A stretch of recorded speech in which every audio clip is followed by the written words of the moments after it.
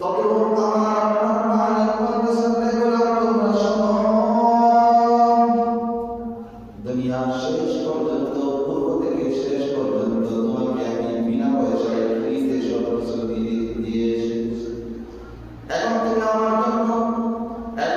তুমি আমার জন্য দুনিয়ার জমিনে কি করেছো, আর এখন তুমি তোমার জন্য আমার কাছে কি নিয়ে এসেছো, এইরকম আল্লাহ তাআলা একটা হিসাব দেবে।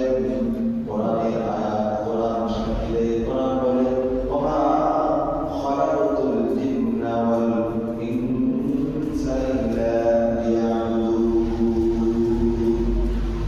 আল্লাহ রাব্বুল আলামিন আমার মালিক বলতেছেন, দুনিয়ার জমিনে আমি দুইটা জাতি সৃষ্টি করেছি, দুইটা জাতি শেষ পর্যন্ত দুনিয়ার জমিনে থাকবে।